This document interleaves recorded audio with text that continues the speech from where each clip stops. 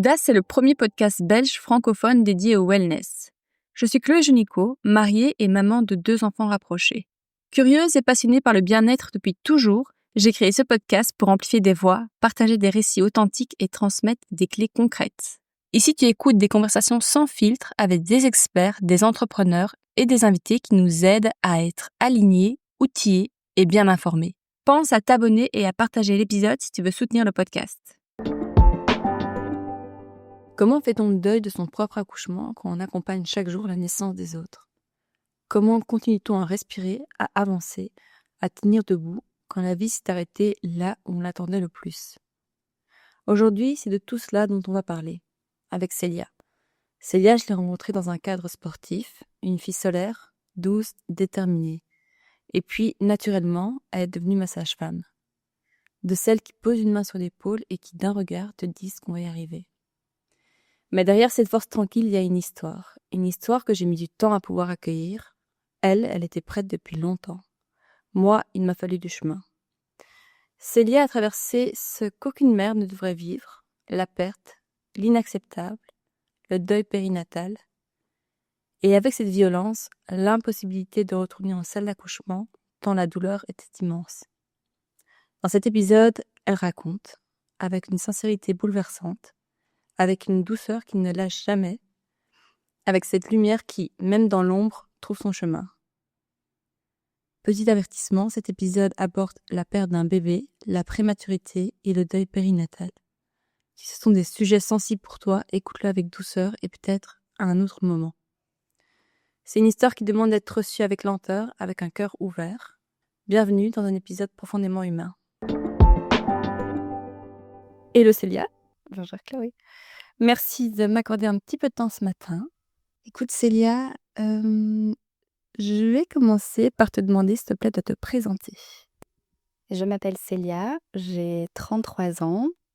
Je suis en couple avec Raphaël depuis 4 ans maintenant. Ensemble, on a eu 2 enfants. Samuel, qui fait malheureusement qui n'est plus là malheureusement. Et notre petite Céleste a maintenant 9 mois et demi. Je suis sage-femme depuis plus de 10 ans maintenant dans un hôpital à Bruxelles. Mais à côté de ça, je suis une passionnée de voyage, de sport, de tout ce qui touche à la créativité. J'adore coudre, j'adore être dans mon potager, peindre, enfin voilà, tout ça, ça me définit très fort. Et alors, une autre chose que j'adore, c'est bruncher. Ça, c'est quelque chose que voilà, j'adore manger, mais j'adore recevoir mes amis, ma famille autour d'un brunch et j'adore découvrir tous les nouveaux brunchs, en Belgique, mais surtout aussi quand je voyage, ça doit faire partie de mon itinéraire, c'est d'aller bruncher. Je te rejoins, j'adore bruncher. Pour mettre un petit peu de contexte sur nous deux, sur notre rencontre, on s'est rencontrés via le sport Ouais. à l'époque. Ça remonte CrossFit. un petit peu. Oui, CrossFit, tout à fait, exactement. Et ensuite, tu es devenue ma sage-femme. Alors, mon mari et moi, on a découvert ce métier qui est absolument incroyable, de sage-femme, grâce à toi. Tu nous as bien suivis pour ma première grossesse, c'est Léa. Pour la deuxième, justement, c'était un petit peu plus compliqué pour toi, on va y venir. Avant ça, Célia, est-ce que je peux te demander pour toi, être sage-femme, est-ce que c'était une vocation? Pas tout de suite, j'y ai pas tout de suite pensé. J'hésitais très fort à être pédiatre. Et puis finalement, c'est en parlant avec mes parents et en fait, moi, je suis moi-même née avec une sage-femme. Et donc du coup, je pense que la façon dont ma maman me parlait de cette sage-femme, je trouvais ça tellement beau que j'ai un peu creusé sur quel était ce métier, en fait. Et en lisant la description, je me suis complètement retrouvée là-dedans. Et donc je me suis lancée dans les études, tout de suite après mes secondaires. J'ai fait 3 ans, d'études de sage-femme en néerlandais à Bruxelles. Et puis j'ai très vite commencé sur le terrain. Dès que j'ai terminé mes études, j'ai commencé tout de suite et oui, c'était plus qu'une passion. Vraiment dès le début, même depuis mes études, je savais que c'était ça que j'avais envie de faire. J'avais trouvé enfin la passion, ouais, je trouvais ça magique, le côté une femme enceinte, tout ce qui touchait à la grossesse, la naissance, le soin, enfin ça voilà, ça m'a toujours beaucoup parlé et depuis toujours, oui, ça reste un métier de passion. Tes premières années en tant que sage-femme, c'était linéaire, le monde hospitalier, tu le découvres. Comment tu vis ça? Tu prends vite des responsabilités, il me semble? Tu travailles beaucoup, tu donnes beaucoup. Je crois que Ouais. Céleste, c'est la personne une des personnes, Anthony et moi, on en parlait, en préparant l'interview et c'est vrai que tu es une des personnes qui donne le plus. Tu es très généreuse, très douce, très à l'écoute. Bon, j'imagine que c'est des compétences qu'il faut pour ce métier. Mmh.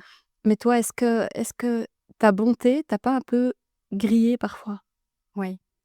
Alors au tout début, non. Je pense qu'au début, on découvre le métier, on découvre les horaires, variable et on fait avec et voilà, parce que j'adorais tellement ce que je faisais que même quand il fallait, venir en plus parce qu'il y avait une malade ou une grosse charge de travail, j'étais la première à demander, à me proposer d'aider. Et puis au bout de 2 ans, on m'a proposé, de postuler pour être chef adjointe et donc, j'ai postulé et j'ai été engagée. Faut savoir que j'avais que 23 ans quand j'ai été chef adjointe sage-femme d'une équipe de presque 40 femmes et c'est là que, les choses je vais pas dire qu'elles se sont compliquées dès le début, mais c'est là où j'ai eu plus de responsabilités et je me suis un peu perdue parce que j'ai beaucoup, beaucoup donné dans mon métier et peut-être trop à un certain moment et j'étais partagée entre j'adorais le sport où je faisais beaucoup, beaucoup de crossfit. À côté de ça, j'avais mon temps plein à l'hôpital où j'avais quand même pas mal de gardes de nuit, où parfois je devais même venir en plus de mon horaire parce que, les collègues ne s'en sortaient pas la nuit. Donc j'avoue que ça faisait beaucoup, et puis on va pas se mentir, travailler qu'avec des femmes, c'est compliqué. Quoi, les relations? Relations humaines? Oui, on est les femmes aiment, je sais pas si je peux dire ça, mais on a tous un avis et je pense que, avoir parfois un ou 2 hommes dans le milieu, ça peut être pas mal parce qu'ils vont recentrer un petit peu les choses, ils sont moins dans les blablas, qu'on peut avoir. Je pense qu'en tant que femme, on va moins dire les choses en face aussi qu'un homme, il va directement dire ce qui va ou ce qui ne va pas. Nous, je pense qu'on va plutôt tourner autour du pot ou on va ruminer et donc je pense que ça peut mettre des tensions, bêtement pour rien. Et on est mal enfin, on est dans un métier où la communication, c'est la clé. Enfin, on a beaucoup d'urgence aussi. Je dis: «J'ai le plus beau métier», mais le plus dur aussi parce qu'on ne met pas que la vie au monde. Donc la communication et l'entraide est ultra importante. Et il y a un moment donné où je trouvais que voilà, dans notre équipe ou en tout cas vis-à-vis de moi, il y avait des choses qui n'étaient pas tout à fait correctes. Et donc au bout de 4 ans, j'ai décidé d'arrêter mon poste d'adjointe parce que je sentais que j'étais plus du tout alignée avec ça. Et là, j'ai décidé de prendre du temps pour moi. C'est-à-dire? J'ai décidé de partir voyager. À Mmh. ce moment-là, j'étais en couple. On était, voilà, on était fans de voyage, d'aventure et donc on s'est dit: «Bah, OK, go, on achète un van et on part en voyage en van». Je suis partie du coup pendant 6 mois et là, ça m'a libérée. Je reprenais enfin du temps pour moi. Alors, je dis pas qu'il faut radicalement démissionner, pour, prendre du temps pour soi. Je pense qu'on peut trouver un juste milieu. Mais moi, je rêvais tellement de voyage. C'est quelque chose qui me nourrit profondément de l'intérieur. Et donc du coup, là, vraiment, je revivais pendant ce voyage. Sauf que, malheureusement, il y a eu le covid qui est apparu. Et donc on a été, nous-mêmes en lockdown au Portugal. Et donc là, je m'étais posé la question: «OK, qu'est-ce que je fais? Est-ce que je reste là bêtement, être coincée certes dans un van au bord d'une plage? Ou est-ce que je rentre, je remets un peu d'argent de côté et j'aide finalement sur le terrain?» Parce qu'il manquait clairement de C'est ça, personnel. tu avais aussi ce côté un peu patriotique de Oui, dire: ouais, «Bah, ouais. voilà et on va tous au front, quoi». Ouais. Et donc du coup, j'ai appelé, mon ancien responsable en disant: «Bah, voilà, là je suis coincée, je sais plus rien faire, enfin mon voyage s'est arrêté, je compte rentrer en Belgique. Est-ce qu'on a besoin d'aide? Est-ce que vous avez une place pour moi?» Ou il m'a dit: «OK, je t'attends demain». Du coup, je me suis relancée en fait dans mon métier et c'est comme si j'étais jamais partie. Ma passion était de nouveau là, mes réflexes, mon amour de ce métier a toujours été là et là je le sentais. J'adorais être auprès des patients, j'adorais être présente, lors du plus beau jour de leur vie finalement parce que c'est un très, très beau moment. Et donc là, j'ai repris le travail pendant 1 an et demi, je pense. Et puis j'ai attendu que le gros lockdown et la grosse crise du covid, soient passés pour, repartir. Bon là, j'étais plus en couple à ce moment-là. Je te coupe, mais une petite Oui. parenthèse justement. Qu'est-ce que c'est de voyager en couple? Toi qui l'as vécu. Est-ce que est-ce que le lockdown a fait partie de la rupture ou est-ce que, tu vois, le Mmh, projet commun qui s'arrête au milieu, enfin, qu'est-ce qui a capoté pour vous? un le lockdown parce que ça nous a stressés, on ne savait pas du tout ce que c'était le covid et donc on ne savait pas vers où on allait. Donc je pense qu'il avait des stress et que moi j'avais des stress, mais en même temps, on ne savait pas trop. Lui, il voulait continuer à voyager. Moi, j'étais là: «Bah, en fait, non, ça sert à rien de rester, en fait, ici. On perd notre argent, on perd notre temps. Je préférais aider». Donc je pense qu'on se comprenait plus trop à ce moment-là. Il y avait encore certes de l'amour et beaucoup de respect l'un pour l'autre, mais il y avait je sais pas, il y avait pas ce petit truc en plus, en tout cas de mon côté, à ce moment-là et j'avais plus mon côté, je veux aider en fait, je veux être active, je vais être utile en fait à Oui. l'hôpital, alors pendant que c'était la crise et je pense qu'on s'est perdu, mais pas forcément à cause du lockdown. Je pense que c'était juste, notre relation, voilà, qui s'est terminée à ce moment-là et mais par contre, l'envie de voyager a toujours été là et encore plus de vouloir le faire seule. J'avais plus envie d'être Dépendante? oui, de suivre alors certes, on communiquait beaucoup à ce moment-là et on était beaucoup dans le respect, mais je rêvais de voyager toute seule. Il me l'aurait autorisé parce qu'on m'en parlait beaucoup à ce moment-là, mais là, voilà, on n'était plus ensemble, donc du coup, Fin de la parenthèse, de toute façon, je vais pas spécialement parler de ton ex, c'est pas hyper révélant, hyper pertinent ici, mais juste, c'était curiosité de moi, j'ai pas ce feu du voyage, je l'ai mmh pas. mh. J'ai beaucoup voyagé, j'ai beaucoup de chance, mais c'est vrai que j'ai pas l'envie de vagabonder.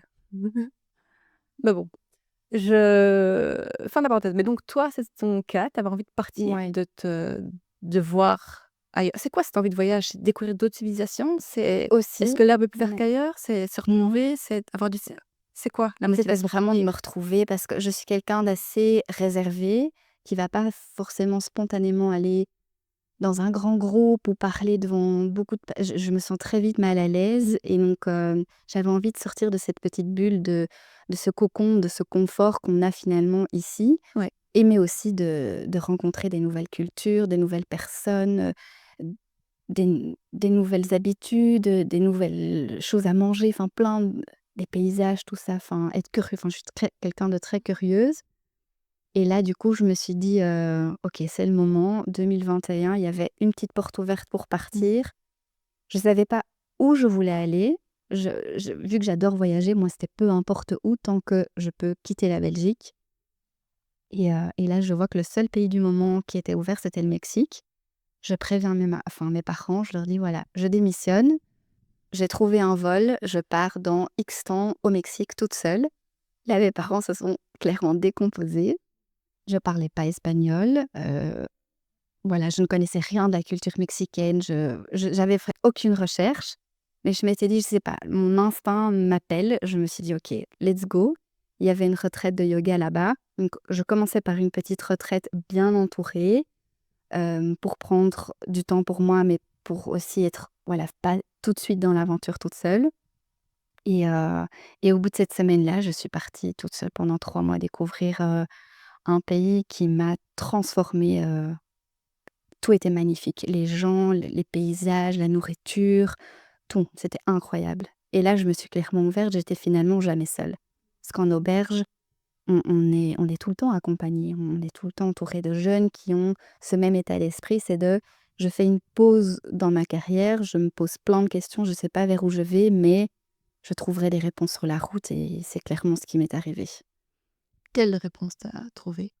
Que, le métier de sage-femme, c'était ce que j'aimais profondément faire, mais que j'avais envie de le faire un petit peu différemment à mon retour et donc quand je suis revenue, je me suis de nouveau lancée en tant que sage-femme, mais j'ai diminué mon temps de travail à l'hôpital et à côté de ça, je me suis lancée en tant qu'indépendante, complémentaire et donc là, je faisais plutôt en cabinet et en soins à domicile. Je recevais les patientes au cabinet pour faire leur suivi de grossesse, les préparer, faire les cours préparatoires et ensuite à domicile pour les suivre après l'accouchement et faire, tout le suivi postpartum et je m'épanouissais encore plus qu'avant parce que je pouvais vraiment suivre les patientes du premier jour de la grossesse, voire depuis leur préconception au postpartum et ça j'adorais parce que le lien est encore plus fort que juste un suivi à l'hôpital de quelques jours. Oui, c'est vrai et nous, c'est ce qu'on a fait, ce travail-là, cette collaboration-là et c'est vrai que je t'ai appelée, je me souviens, du bord de la piscine en Espagne en Oui. juillet. Je dis: «Célia, ça y est, on se lance». J'étais en pleine préparation d'Ironman. Oui. Ironman en septembre, je t'appelle en juillet et je dis: «Bon, quelles sont les étapes? Qu'est-ce que je dois faire?» Et là, tu m'as recommandé, pardon, l'acide folique, une prise de sang, enfin voilà, voir si j'avais, c'est quoi là, tu sais, Pour l'immunité. la toxo et tout ça, voilà. Et de fait, on l'a fait et en fait, je suis tombée enceinte le 13 août, donc même pas un mois plus tard. Ouais. Et et voilà, donc pour nous, c'était fluide. Mais c'est vrai que même avant le projet bébé, c'était important pour moi d'être déjà suivie, et d'avoir des conseils, judicieux. Je voulais surtout pas perdre de temps, mais bon, Ouais. voilà, c'est pas toujours, aussi facile, aussi fluide, mais voilà. Assez parlé de moi, on continue sur toi. Est-ce que pour toi, être maman, c'était une évidence? Oui. J'ai toujours rêvé d'être maman. Comment ça s'est mis dans ton chemin? Parce que là, tu quittes ton ex, tu Mmh. voyages au Mexique. Mmh. À quel moment tu rencontres ton chéri? Je rencontre Raphaël entre 2 voyages, entre le Mexique et Bali. OK. Parce que du coup, après le Mexique, je suis partie encore, un peu plus d'1 mois, à Bali avant de revenir et de retravailler. Et tout ça est financé par tes fonds propres, tu Oui, oui, voyages? oui. Tu travailles pas, tu es pas digital Non, nomade comme non, les non, gens. non, non, non. Je savais, je mets tout le temps de l'argent de côté pour voyager parce que j'aime bien quand je pars en vacances, prévoir déjà ou avoir déjà une idée pour, d'autres vacances. Tellement j'aime ça. Et donc j'avais mis de l'argent de côté, pour ce fameux voyage. Et donc je rencontre Raphaël, entre, le Mexique et Bali, mais voilà, on se rencontre via des copains, mais voilà, c'est juste une rencontre, mais il y a rien de sérieux à ce moment-là. Et c'est après Bali où là, justement, on se revoit, et notre relation prend vraiment l'été après mon retour. Et on parle par contre assez vite finalement d'enfants, pas forcément de c'est quand qu'on se projette, mais j'ai toujours été transparente sur mon désir d'être maman parce que c'est quelque chose, voilà, que j'ai en moi depuis toujours. Je pense que je n'ai pas choisi le métier non plus de sage-femme, par hasard. Mmh. Et donc, je pense qu'au bout d'1 an de relation, là, on se dit qu'on était prêts. Je pense que j'étais clairement plus prête que lui. Mais j'avoue que quand il m'a dit: «OK, let's go», moi, j'ai eu ce petit stress Ah ouais? où je me dis: «Oh, est-ce qu'en fait, tu es vraiment prête à être maman?» Ah ouais? Ouais, Et ouais, là, tu ouais, avais quel âge? 30 ans. Tu sentais un peu cette horloge biologique? Toi qui es confrontée à ça tous les jours, Oui, c'est des patientes qui malheureusement, parfois peinent à tomber enceinte. ouais. J'ai toujours rêvé d'être maman avant 30 ans, ça c'est sûr. Ah ouais? Ouais. J'ai toujours voulu être maman jeune, mais bon, voilà, la vie a fait que j'ai rencontré Raphaël plutôt tard. Enfin, oui, j'avais un peu juste avant mes 30 ans. Mmh. Mais voilà, je pense que le plus important, c'est d'être avec la bonne personne avant de se lancer et clairement, je le voyais pas avant et je sais plus par contre ce que j'allais Non, dire, c'était mais ça, c'est au bout d'un an, tu as eu ton petit stress en disant: ouais, «Est-ce que je suis prête à être oui, maman?» Avant ça, je te coupe, il y a une petite, je vais pas dire un détail parce que c'est loin d'être un détail, mais tu as une petite pathologie oui. que tu as dû traiter. Tu peux nous en dire un peu plus? Et peut-être que ça a aussi, motivé ton désir de grossesse. Allez, 1 an, ça peut être assez rapide dans un couple, même si on a la Oui, oui, oui. trentaine. Oui, c'est vrai qu'en 2019, donc du coup bien avant que je rencontre Raphaël, on m'a découvert un septum dans l'utérus. Et en fait, un septum, c'est, en tout cas au niveau de l'utérus, c'est vraiment une cloison qui vient séparer ton utérus. Alors ça peut être partiellement ou complètement. Et donc moi, j'ai dû faire une IRM pour voir d'où démarrait le septum et jusqu'où il allait, parce qu'on l'avait vu bêtement sous une échographie lors d'un examen chez mon gynécologue. Et lors de l'IRM, enfin après, on a vraiment vu que le septum traversait tout mon utérus et c'est seulement à l'intervention chirurgicale, parce qu'il faut du coup la retirer, qu'on a vu qu'en fait, elle allait même encore plus bas que juste dans l'utérus. Et en fait, j'aurais pu être enceinte malgré le septum, c'est juste que le bébé n'aurait jamais pu se développer à terme et donc j'aurais fait fausse couche sur fausse couche sur fausse couche. Et donc finalement, heureusement qu'on l'ait vu avant même qu'il y ait ce projet bébé, parce que du coup, j'ai été opérée avant même d'essayer d'avoir un enfant. Mais par contre, par après, ça a quand même un petit peu fragilisé, enfin pour le parcours après, ça a quand même, eu des répercussions quand même, sur la suite. Ça, tu en parlais avec Raph? Tu lui as Oui, dit? oui, oui.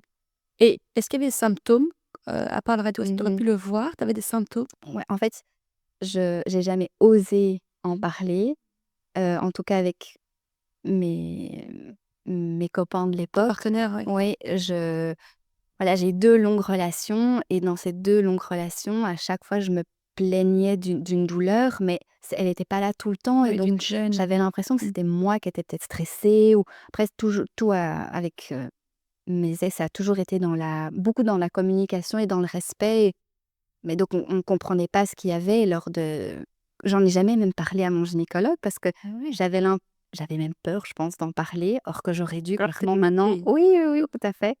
Tu Mais disais quoi? Je suis frigide ou oui, j'avais l'impression que c'était moi parce que j'avais pas mal tout le temps et donc du coup, je pensais que c'était juste moi, que ça venait de mon côté et finalement, quand on me l'a découvert, le gynécologue m'a posé la question. Il m'a dit: «Mais en fait, est-ce que tu as mal?» et j'étais là: «Ben oui, en fait, oui, j'ai mal». c'est bien de le dire, d'ouvrir la parole là-dessus, parce Ouais. que c'est un symptôme. Mmh. Vraiment, les rapports, sexuels doivent pas être douloureux. Non, mais vu que c'était pas tout le Mmh. temps, vraiment, je pensais que c'était ma faute et donc j'en ai pas parlé et c'est vrai que là, maintenant, je trouve que c'est hyper important d'en parler parce que clairement, ça n'est pas censé faire mal et donc OK, donc vous avez le discours, la discussion avec Raph. Tu lui ouais. dis que tu as un historique Mmh. dans cette région-là. Bon, a priori, ça devait pas freiner, mais Non, non, continue un petit peu après il y a plus de soucis.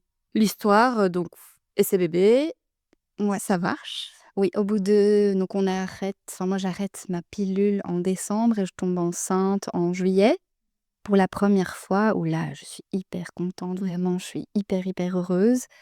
J'attends même de le dire à Raph, j'attends de faire ma prise de sang au boulot vu que je suis à l'hôpital donc je peux directement demander à une de mes collègues de checker, si je suis réellement enceinte et là, dans l'heure, on voit que mon taux ACG est hyper élevé. Il explose. Voilà, donc je suis hyper heureuse, donc j'attends, je fais toute une mise en scène, je mets la caméra, j'attends qu'il rentre pour lui annoncer et puis finalement, j'ai très vite un rendez-vous chez ma gynécologue vu que, bah, on travaille ensemble donc je lui explique.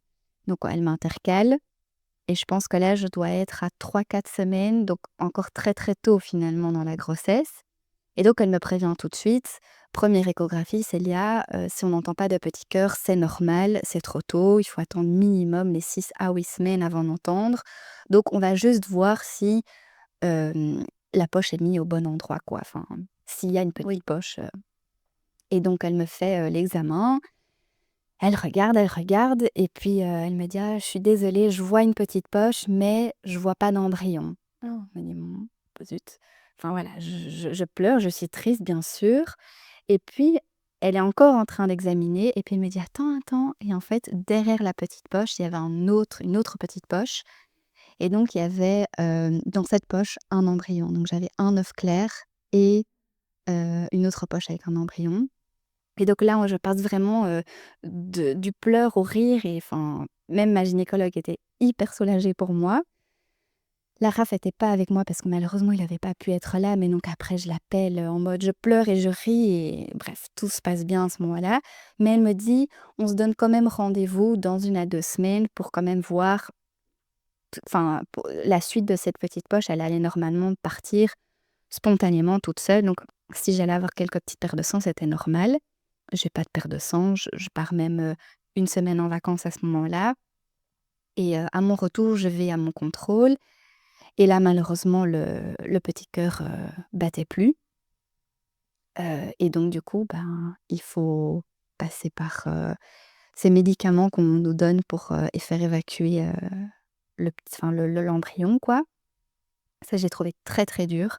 Autant j'ai accompagné beaucoup de mamans à l'hôpital, le faire vraiment moi-même, ça a été atroce. Je me De quoi? souviens Le fait de prendre le médicament toi-même? vraiment parce que c'était quand même plusieurs comprimés qui provoquent des contractions pour justement faire évacuer ce qui doit Oui. sortir et ça, j'ai trouvé très dur autant psychologiquement que physiquement parce que sentir cette douleur, et puis on a des pertes de sang quand même assez importantes. Ça, j'ai trouvé très, très dur. Même si on sait qu'il y a plus de petit enfin que le cœur s'est arrêté de battre, je sais pas, j'avais l'impression de le tuer une deuxième fois. Enfin, ouais, c'était vraiment mon ressenti, mais c'est ce que j'avais au fond de moi et puis j'ai un autre contrôle où là, il faut vérifier que, bah, tout est parti naturellement avec ces médicaments et là, malheureusement, tout n'était pas parti donc j'ai dû passer en curetage sous anesthésie générale pour bien, nettoyer tout l'utérus et pour, faire en sorte que, bah, qu'il y ait une prochaine grossesse par la suite et donc là, Je pense que oui, au bout de 1 mois ou 2, je retombe enceinte. Mais ma gynécologue m'avait dit entre les 2 grossesses que pour une prochaine grossesse, on parlait déjà d'encerclage vaginal Ah oui. parce qu'au moment du curetage, elle trouvait qu'elle rentrait trop facilement au niveau de mon col. Donc Elle un col pas assez serré. Je t'interromps, mais vraiment pour Ouais, vulgariser, parce ouais, que toi, tu es du métier, donc ouais. tu comprends facilement ces termes-là, mais ça veut dire que potentiellement, ta poche pourrait descendre de trop dans ton Non, col? pas à ce moment-là, on parlait même pas de ça. Ah oui. C'était vraiment C'est trop lâche ou quoi, le ouais. col? Est-ce que c'était parce que j'avais déjà eu plusieurs interventions Oh, au c'est niveau de mon celui-là. Oui. utérus qui, à chaque fois, c'était un passage par le col de l'utérus? Est-ce que c'est ça qui a provoqué? Est-ce que c'est mes antécédents non septum? On ne saura finalement jamais. OK. Mais c'est vrai que j'ai eu quand même plusieurs interventions. Normalement, une patiente qui n'a jamais eu d'enfant, son col est encore pur et dur et donc Ouais. il y a pas de même pour mettre un stérilet, on va plus facilement le sentir. Moi, quand on me mettait mon stérilet, j'avais mal, mais c'était pas une douleur, enfin, on me le mettait assez facilement, Ouais. je veux dire. Et donc ma gynécologue, au moment du curetage, par après, elle m'avait dit: «Je rentre comme du beurre dans ton col», OK. ce qui n'est pas normal. OK. C'est déjà un signe qui était un petit peu Ouais, alarmant. ouais et donc elle m'avait dit: «Préventivement, prochaine grossesse, on va faire un cerclage vaginal» D'accord. et donc je tombe enceinte, et par contre, dès le début, c'est une grossesse très, très stressante, très compliquée. Déjà parce que j'avais déjà un antécédent de fausse couche, donc j'avais très, très peur de refaire une fausse couche. J'étais déjà, suivie par une psychologue parce que j'avais énormément besoin d'extérioriser ce stress que j'avais et j'avais repris le boulot aussi, donc j'étais confrontée, au happy ending de toutes mes patientes et donc Mmh. là, je perds très vite beaucoup de sang. Je me souviens d'une fois où j'étais sous la douche, où je prends ma douche et en une fois, j'ai du sang qui coule entre mes jambes. Alors ça paraissait vite impressionnant parce qu'il y avait, de l'eau, ça diluait. Mais même en sortant, je perdais beaucoup, je perdais des caillots et là je crie de désespoir en me disant: «Je refais une fausse couche». Heureusement, Raph était en télétravail ce jour-là et on va en urgence voir mon gynécologue et malgré que c'était beaucoup de sang, en fait, bébé allait super bien, il était toujours dans sa poche, le placenta était bien mis, mais j'avais un petit décollement et un caillot qui s'était formé derrière le placenta et c'est ça qui provoquait des pertes de sang. Alors ça arrive, je sais pas si fréquemment, mais en tout cas ça arrive, de saigner, en tout cas le 1er trimestre, mais c'est pas tout le temps signe d'une fausse Oui, couche. oui, on parle, nidification aussi. Ouais, ouais, tout à fait et donc là, ma gynécologue, enfin, me rassure, tout se passe bien et on prévoit du coup le cerclage vaginal aux alentours des 11 semaines, Mmh. entre Oui. 11 et 13 semaines. Après le test,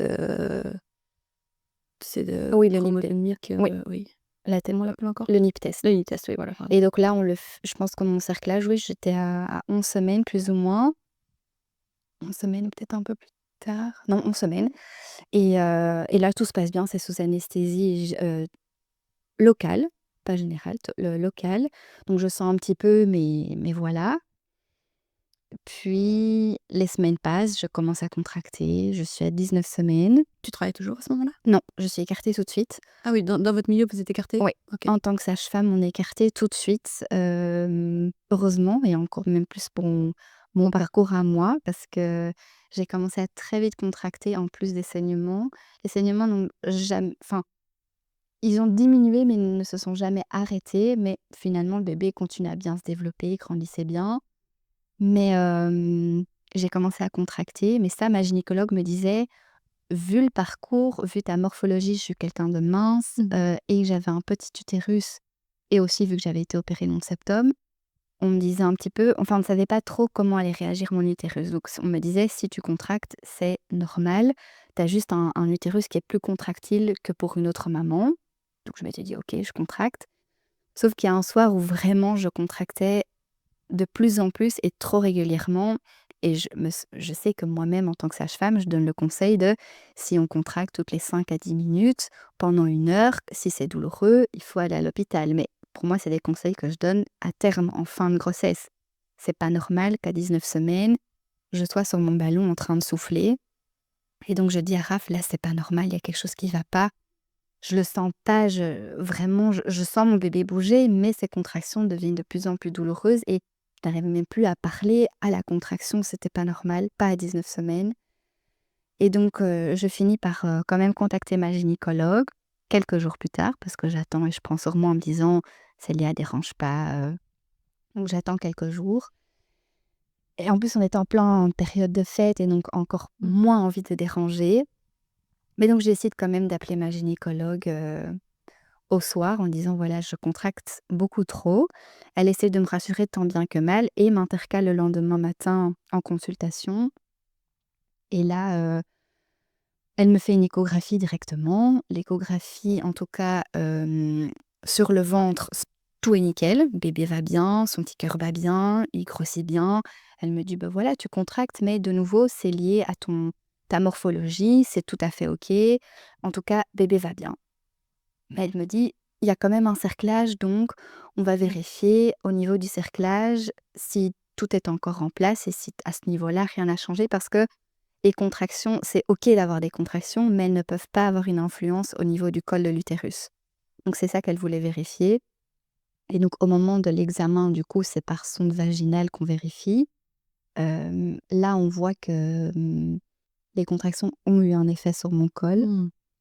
parce qu'il faut savoir que le cerclage, du coup, vaginal se met, aux 2/3 au niveau du col. Donc c'est un fil qu'on vient mettre, au niveau du col, mais donc le côté interne peut encore être modifié à cause des contractions. Ouais, Et donc au-dessus, ça se dilate, on va dire, ouais, et en dessous, le cerclage, normalement, tient est censé tenir, sauf que pour que la moi dans mon poche ne cas descende pas. ouais, C'est ça, ouais, grossièrement. c'est ça. Mais donc moi dans mon cas, les contractions avaient un effet sur mon col, donc le col se dilatait déjà en interne et donc on voyait déjà que la poche commençait à descendre au niveau du col, ce qui n'est pas bon du tout, surtout pas à 19 semaines, enfin 20 semaines à ce moment-là. Et donc ma gynécologue appelle Saint-Luc pour voir ce qu'il faut faire et voilà, parce qu'elle sait elle peut enlever le cerclage, mais retirer le cerclage veut dire que j'accouche. Mmh. Donc du coup Saint-Luc est un hôpital universitaire. ouais, Là, il y a plutôt des professeurs, des experts, tout à fait. Donc là, c'est plutôt les grossesses à haut risque, Mmh. donc on me transfère, donc je vais à Saint-Luc. Là, je suis accueillie par, un gynécologue, mais qui n'est pas le spécialiste en question vers qui j'aurais dû être référée parce qu'il n'était pas là ce jour-là. Donc on me dit: «Voilà, on vous garde en hospitalisation et on revoit demain ce qu'on fait avec le professeur qui lui est spécialisé dans tout ce qui est cerclage».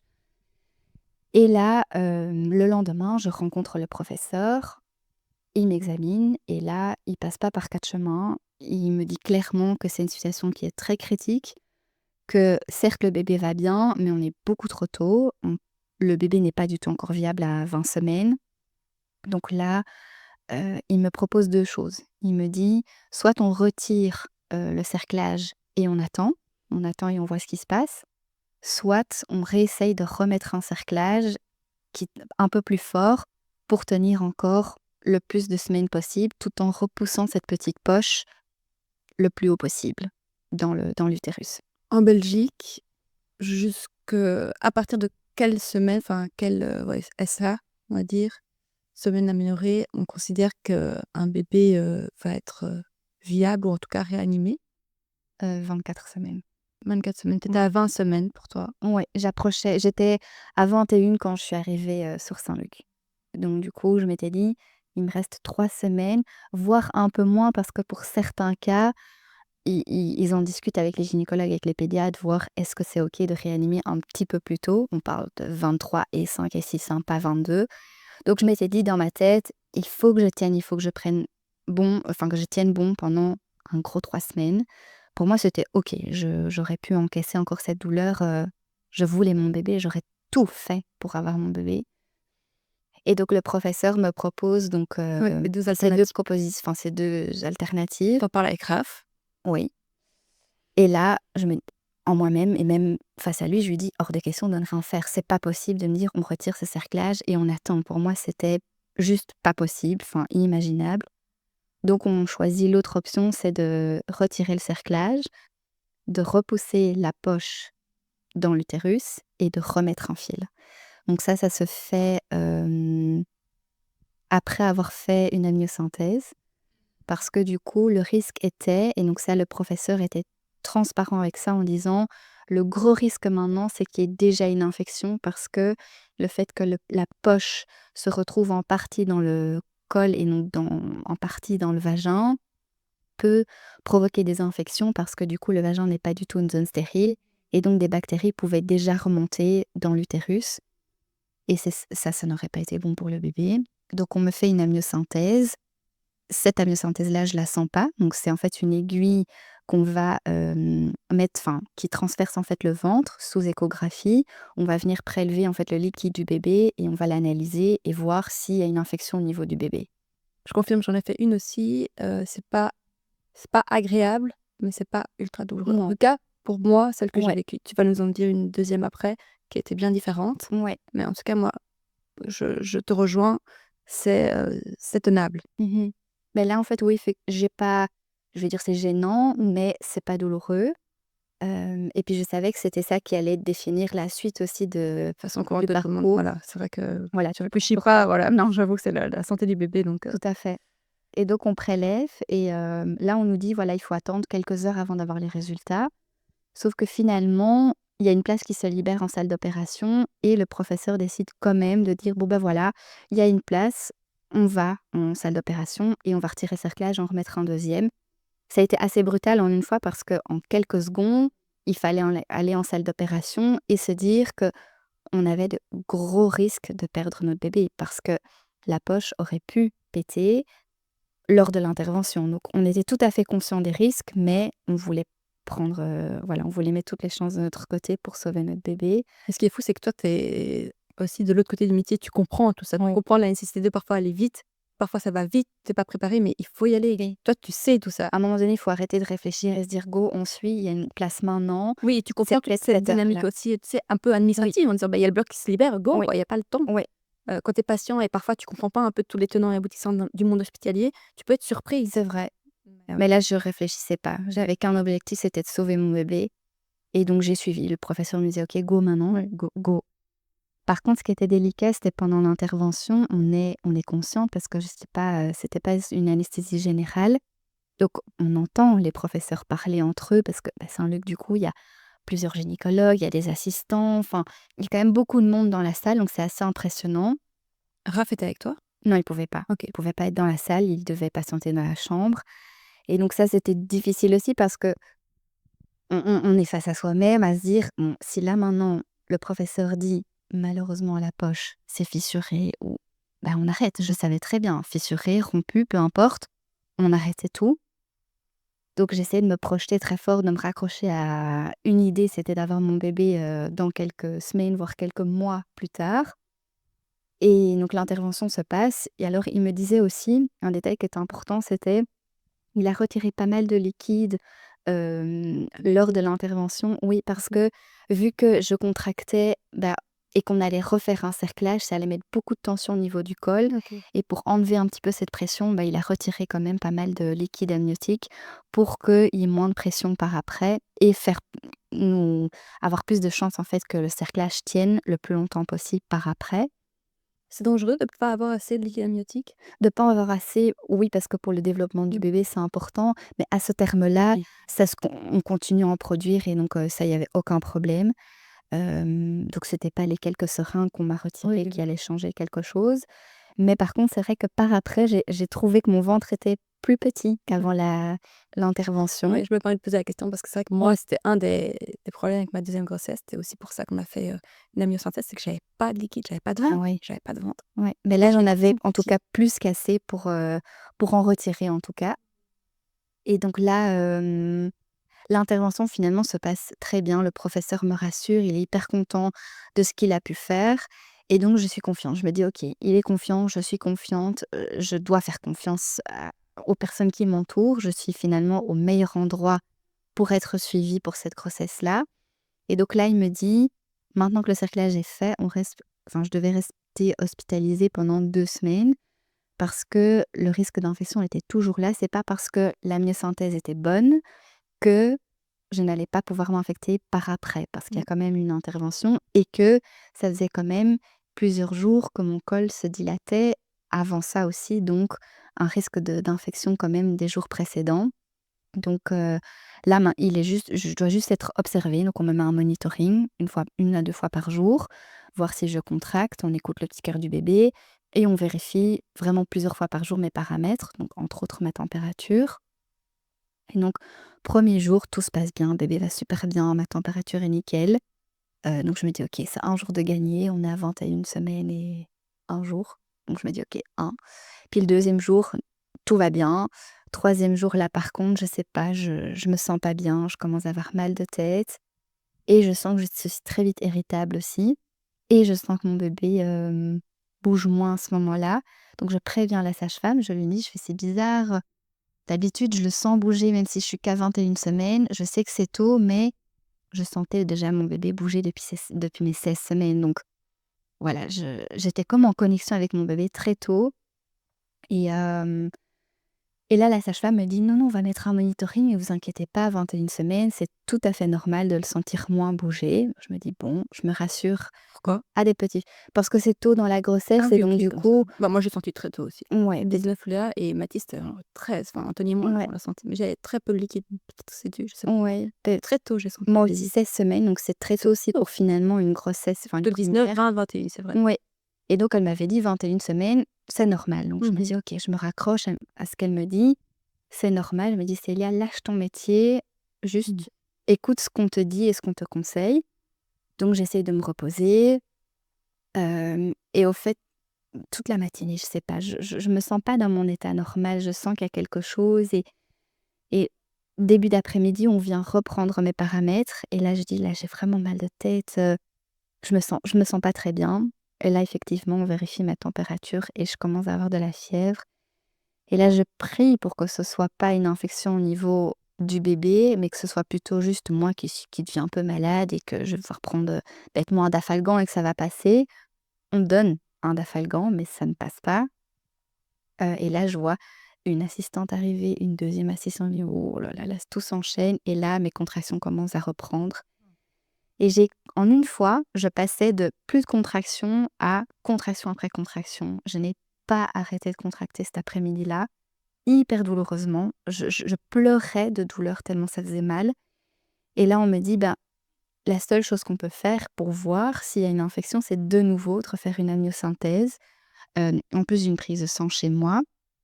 Donc on fait ma prise de sang, qu'on envoie au laboratoire. On me fait quand même un test Covid parce qu'on me dit: «C'est Oui, peut-être un et Covid». ton tout, tout Ouais, parce que vu que je me plaignais plutôt de mal de tête ouais. et j'avais de la température, mais mis à part ça, ça allait. Mais là, vu que je commençais à contracter, on m'a dit: «Bon, ben, on va faire une amniosynthèse» et celle-là, par contre, a été horrible parce que faire une amniosynthèse, faut savoir qu'il y a l'aiguille, on ne peut pas bouger parce qu'on sait que c'est délicat pour le bébé, donc on est sous échographie, on voit le bébé, on voit que son cœur bat, donc on se dit: «OK, on se raccroche, ah, mon bébé va bien». Mais en même temps, il faut savoir s'il y a pas cette infection et donc là, cette amniosynthèse était vraiment méga douloureuse. On l'a fait, j'avais une contraction, On pique. une on pique, j'avais de nouveau une contraction, on attendait, on bougeait pas et donc vraiment c'était horrible. Heureusement, j'avais Raph à côté de moi et une super sage-femme qui m'a vraiment hyper bien soutenue. Mais donc là, on me dit: «On attend les résultats et on voit». Mais là, de nouveau, je suis sage-femme, je vois la couleur de la seringue et je me dis: C'est pas la même couleur que la première fois». Et je me dis: «OK Célia, garde espoir, réfléchis pas trop, tiens, enfin prends sur toi et gère ta douleur et tiens le plus longtemps possible». Parce que j'espérais ne fût-ce qu'atteindre les 24 semaines. Je m'étais dit: «Peu importe s'il est préma, je suis prête à parcourir, enfin à lancer ce parcours-là de la prématurité». Enfin, vraiment j'étais prête. Tu en parlais avec Raph ça? Parce que Raph, il Oui, débarque un peu, tu vois? oui, oui, Un bébé préma, c'est quand même lourd, c'est tu très vois? lourd. Et pas seulement jusqu'à la naissance, mais tu vois, Ouais, les années tout après, à la fait. 7 ans de développement, il faut Ouais. garder, checker, enfin, je sais pas, moi, j'ai pas je sais pas à quel point c'est compliqué, mais je sais que c'est, faut pas minimiser, quoi. Ouais. Vraiment, Je savais que ça allait être un énorme parcours si j'allais atteindre les 24 et qu'on devait accoucher à ce moment-là mmh et je préparais Raph parce que je pense que lui n'avait pas conscience que il était conscient que c'était critique, mais pas au point de dire accouchement prématuré ou en tout cas, il savait pas trop en quoi ça consistait à ce moment-là et donc je lui disais: «Je n'arriverai jamais à terme, peu importe ce qui se passe, même si j'avance, jamais, jamais j'arriverai à 40 semaines. Donc, je savais au fond de moi que j'allais devoir accoucher prématurément. En tout cas, je l'espérais. Mais on en parlait beaucoup et j'essayais de le préparer, mais on n'est jamais préparé à 100% à accoucher prématurément, même en tant que sage-femme, je pense. Même si je sais que Parce que tu en as vu des petits bébés. oui, oui, oui, oui, beaucoup. Alors, même si moi je suis pas dans un grand centre, parfois on fait des naissances de prématurés qu'on doit transférer, donc Oui. je suis quand même confrontée à ça malgré tout. Ouais. Et donc là, dans notre cas, on a un retour, je vais dire, dans l'heure. On vient nous dire que c'est pas bon, que Que les échantillons oui, montraient que c'était pas bon, les ouais. résultats. Ben déjà ma prise de C'est très sang, rapide, quoi, en fait. mon taux d'infection commence à monter, donc mon taux de CRP, et le liquide du bébé Infecté. était infecté. Et donc là, on nous dit qu'on va devoir arrêter la grossesse et qu'on va devoir accoucher. Et donc là, je m'effondre. Vraiment, j'ai tout cet espoir. Je m'étais enfin, j'avais pas du tout ce scénario en tête. Pour moi, c'était même, je suis infectée, ok, on me donne des antibiotiques. Bêtement, je m'étais dit, on me donnera des antibiotiques. Jamais j'avais pensé Oui. qu'on allait devoir interrompre cette grossesse, même si en tant que sage-femme, je sais, mais à ce moment-là, Et même si le professeur t'avait t'entendais enfin, non. Non, parce que j'avais toujours cet espoir qu'on me dise: «C'est une petite infection, on va pouvoir gérer avec des antibiotiques», et en fait non, l'infection était beaucoup trop élevée et le bébé était qu'à 21 semaines, 3 jours, donc il était trop petit, on pouvait même pas parler de réanimation. C'était vraiment, donc je savais qu'il y avait pas d'issue, enfin c'était voilà, j'allais devoir accoucher de mon bébé et j'allais plus avoir mon bébé, et ça a été, très dur parce que là, par contre, j'ai eu du mal à lâcher avec mon métier. Vu que je savais tout ce que tout ce qui allait arriver en salle d'accouchement, j'anticipais sur tout. Je disais à Raph: «Maintenant, on va faire ça, maintenant, on va me donner ça, maintenant, on va nous poser telle question». Et là, j'aurais dû lâcher prise, mais impossible. Et ça m'a peut-être un tout petit peu aidée quand même parce que du coup, heu, je communiquais à Raph tout ce qui allait se passer et ça nous a peut-être aidé sur certaines choses. Mais en fait, tu jamais préparé à vivre ce qu'on non, va vivre. non. Tu connais la procédure, mais le vivre Ouais, c'est en tant que horrible. maman, tu vois? C'est horrible parce que on sait qu'on va devoir accoucher de son bébé. Là, tu sais que tu vas pas avoir de césarienne, Non. on te déconseille. Tu sais me dire pourquoi pourquoi on déconseille des césariennes?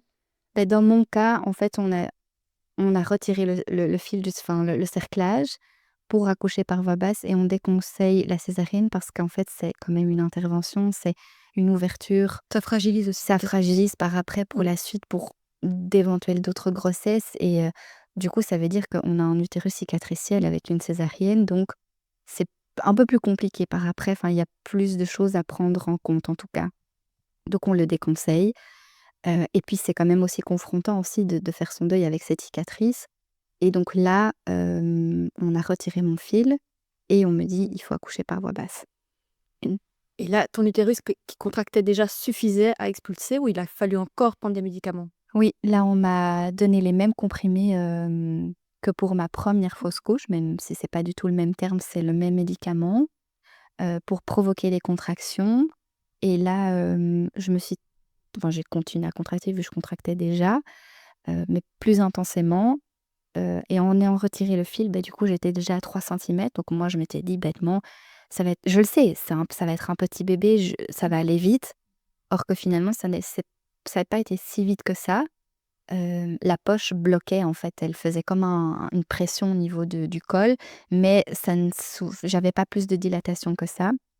Donc on a dû par après me mettre de l'ocytocine en plus, pour encore plus provoquer des contractions, et heureusement, mais en même temps, j'avais une péridurale parce que ça fait partie du protocole en fait. On donne des antidouleurs, mais souvent on propose la péridurale parce que psychologiquement, c'est très difficile de gérer et la douleur et le deuil et tout ce qui va arriver. On met souvent, une péridurale dans ces cas-là. Moi, elle a pas fait effet comme il fallait, mais soit. Du coup, Combien d'heures entre la prise des médicaments et j tout a commencé à 21h ouais, et c'est tard, dis. ouais, bah, c'est le temps de la journée qui est passé. Puis oui, à 21h, on m'a mise en salle d'accouchement. et j'ai accouché de Samuel, il était 5 heures du matin. C'était quoi ton état d'esprit? Tu te Ouais, j'imagine, tu devais être, ouais, désolée. Non, là, un monde, à chaque fois qu'on me parle, c'est, c'est toujours très douloureux, hein, cette période En fait, ce qui à était revivre. dur, c'est que, en fait, il y a beaucoup tout était dur, tout a été, mais ce que je disais et je pense que c'est quelque chose que je te redis tout le temps, je voulais pas accoucher seule. J'avais très, très peur d'accoucher seule et je sais qu'on a une grosse charge de travail, qu'on n'est pas beaucoup à l'hôpital, mais on sait que quand on accouche à 21 semaines, en une fois quand on dit: «Je dois pousser», le bébé il faut pas pousser 1 heure. Elle Oui, pousse quand une il dit, fois. accoucher seul, dire accoucher sans sage-femme. Ouais. Que Raph était là. Oui, oui, Raph était là, mais Tu je voulais être entourée de je tes voulais qu'il y ait pères, la de sage-femme voilà. parce que accoucher d'un bébé à 21 semaines, c'est pas comme accoucher d'un bébé à terme. On ne sait pas comment il va être, on ne sait pas est-ce que son cœur va encore battre ou pas. 9 chances sur 10, non, parce que il est beaucoup trop petit, donc il va malheureusement décéder pendant le passage et la naissance. Mais je sais pas, j'avais très, très peur d'accoucher et de perdre complètement Oui, mon état ou enfin je sais pas, vriller, quoi. voilà, de vriller complètement. Donc j'avais prévenu la sage-femme, j'avais dit: «Je suis pas quelqu'un qui va appeler, je déteste déranger. Je sais que là, je suis dans mon droit d'appeler, mais je ne suis pas comme ça. Je sais qu'il y a une charge de travail, je sais que vous êtes occupé, donc juste dès que vous avez le temps ou régulièrement, venez voir parce que je suis pas comme ça, j'appelle pas». Et donc 1 ou 2 fois, j'ai appelé quand même en me disant: «Je sens une pression» et que j'avais cette envie de pousser malgré la péridurale. Je sentais que j'avais envie de pousser et elle m'avait examinée, elle m'a dit: «Non, non, non, en fait, effectivement, ça la poche, mais c'est pas encore le bon moment». Donc j'attends, je vois les heures qui passent, Tu regardes le monito, tu regardes il y a pas de l'extraction. monito. Ah! Ils mettent pas ce OK. terme-là, on met OK, pas. OK. Justement pour pas se raccrocher à ce cœur et ça ne sert à rien, on met pas. On met à la limite le capteur pour les contractions pour voir un peu Oui, c'est ça. la régularité, mais on met pas le rythme cardiaque. Donc tu étais vraiment connectée à ton corps aussi? Oui. Ouais, ah oui, oui, je sentais, je sentais.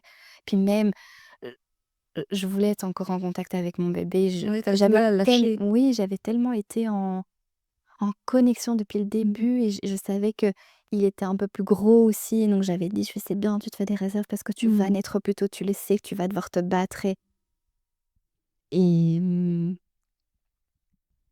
à un moment donné, je sens en fait, je sens que j'ai envie de pousser très, très fort et je dis à Raph, «Je sens qu'il arrive, je sens qu'il est là» et j'ai pas le temps même je sonne, mais il y a personne qui vient et je dis à Raph: «Va chercher quelqu'un dans le couloir». Je gueule en disant vraiment: «J'accouche», enfin et là,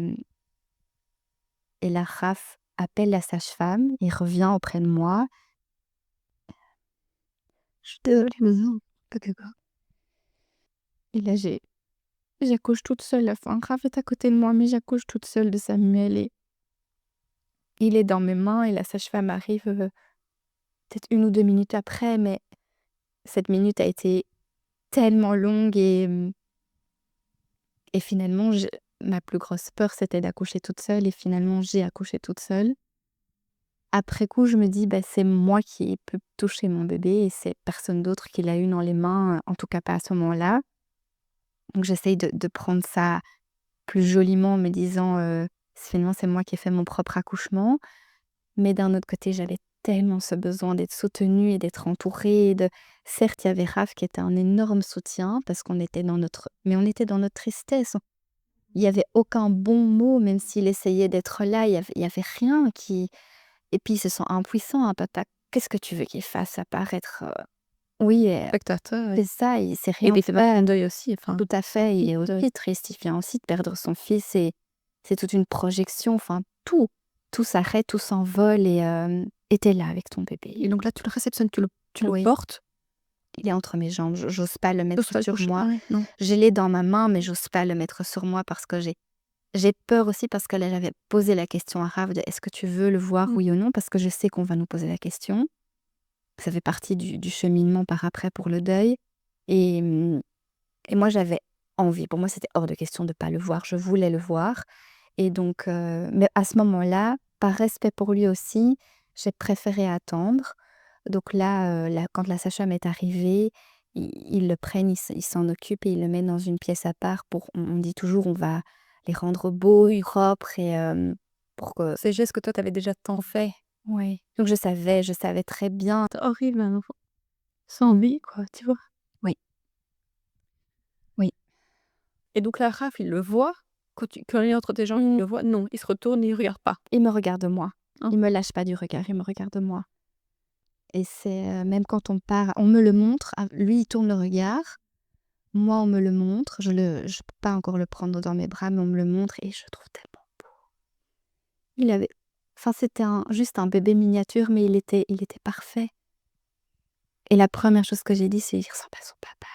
Et enfin, c'est dur parce que À quelques jours près, oui, je me dis à 2 semaines près, c'est long et en même temps c'est pas long, c'est quoi 2 semaines?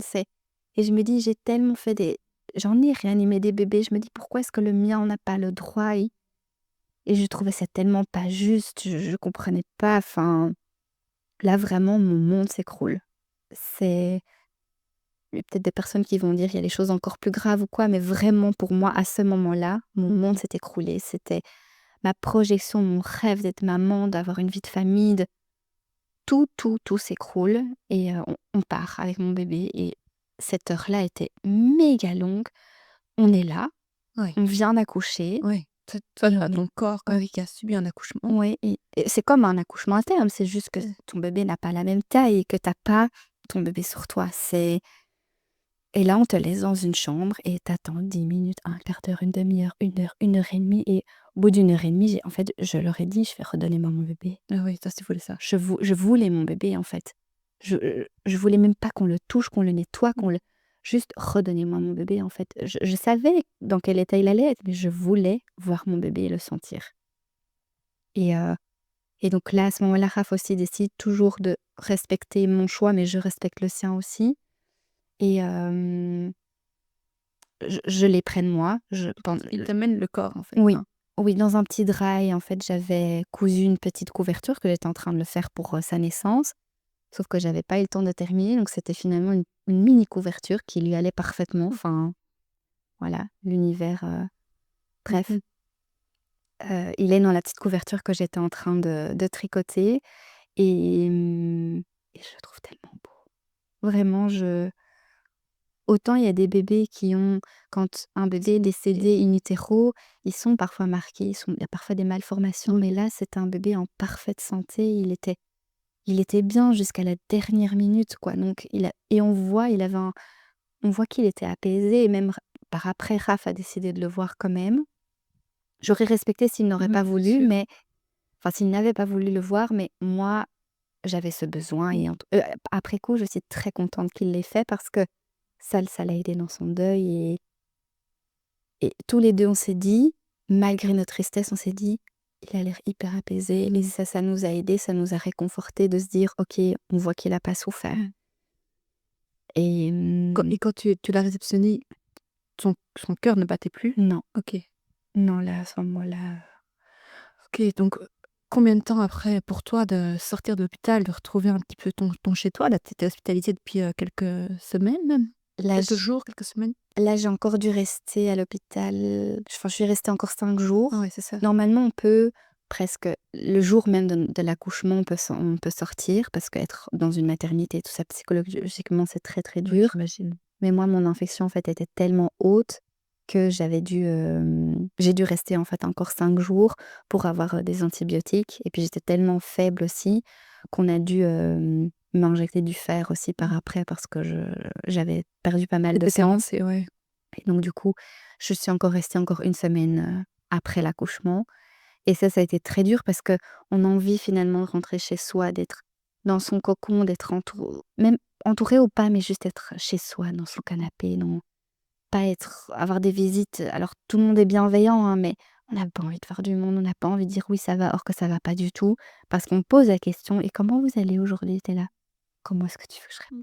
Ça va pas, je viens de perdre mon bébé, enfin, j'ai mal partout, j'ai des bleus partout tellement on doit me piquer tous les jours», enfin, le retour a été ultra confrontant parce que, ben, 21 semaines, on prépare des choses. Mmh. On a acheté déjà des petites choses, un premier petit pyjama ou un berceau.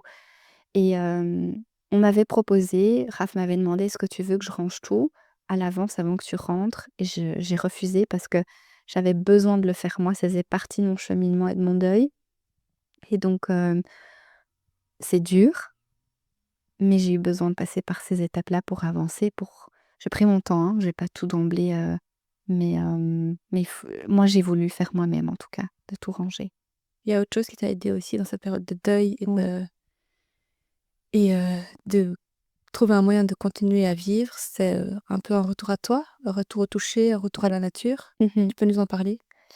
On m'a offert un massage, pour le deuil, parce qu'à ce moment-là, j'avais du mal à en parler et je oui, avec Raph, on parlait beaucoup et on était beaucoup dans le respect, dans la communication et on respectait chacun notre deuil, mais mon corps avait souffert, que ce Mmh. soit par l'accouchement, par l'infection, par même la grossesse en fait, j'étais allaitée donc j'avais perdu tous mes muscles, Oui, tu étais maigre. ouais, j'étais très, très Là, tu étais vraiment ouais. Et du coup, on m'a offert ce massage et au début, je trouvais ça très confrontant d'être touchée et de me dire: «Oh, je vais devoir me mettre à nu» et enfin, je savais pas trop si j'étais prête à ça et puis finalement, ça a été le meilleur cadeau, c'était ça, parce qu'on n'a pas besoin de parler, c'est le corps qui va s'exprimer et on va prendre soin de nous dans une douceur qui est incroyable. Et en fait, c'est un massage qui est très, très lent, qui est très doux, qui est très dans le respect aussi. Il y a une visualisation au début et donc on pleure. Enfin, moi, j'ai énormément pleuré au début du massage, mais ce qui m'a fait du bien aussi parce que j'ai sorti beaucoup de tristesse, beaucoup de colère et ce massage, en fait, permet de revenir réconforter un corps qui a souffert et revenir fermer un chapitre, une grossesse, pour peut-être éventuellement retomber enceinte par après, en fait. tu sors de ce massage un peu, chamboulée, même, retournée complètement en disant: «Et en fait, il y a d'autres voies qui s'ouvrent à moi», Ouais. parce que maintenant on peut le dire, le massage fait partie d'un pan professionnel pour toi, Oui. en tout cas oui, d'un service, un moment que tu offres. C'était une évidence pour toi après ce massage que OK, ça m'appelle, cette pratique? Pas toute alors j'ai toujours adoré masser, Oui. mais j'ai pas tout de suite pensé à: «Oh, je vais peut-être en faire un métier ou je vais me former» Mmh. ou mais c'est toujours resté dans un coin de ma tête et lors des mois qui ont suivi, bah, lors de mon deuil, en fait, j'ai cherché quelque chose. Je voulais rendre hommage, en fait, à Samuel. Mmh. J'avais envie d'aider aussi d'autres femmes qui avaient peut-être vécu un deuil ou une tristesse ou un parcours compliqué et donc j'ai fait des recherches. Et c'est là que je suis tombée justement sur, cette formation, en massage en périnatalité, mais qui est très large. Ça passe de, préconceptionnel au massage grossesse, au massage du deuil, au massage pour une césarienne, pour provoquer un accouchement, enfin c'est très large. Et donc du coup, vu que j'étais à la maison et que j'avais envie d'avancer aussi, je me suis et d'apporter quelque chose aux futures mamans que j'allais peut-être accompagner par après, je me suis dit: «En fait, le massage m'a tellement fait du bien et j'adore masser». Je me suis dit: «En fait, c'est ça que je dois faire. Je Donc dois c'est faire cette très formation». complémentaire avec ton Ouais, métier, ouais, avec ta et toutes tes connaissances très ouais. scientifiques, en fait. J'étais pas Très prête à reprendre mon métier de sage-femme, en tout cas pas à ce ouais, moment-là, ouais, mais masser, oui. Alors OK. ça reste confrontant parce que, bah, remasser pour le deuil ou faire une formation à ce sujet-là, c'est dur.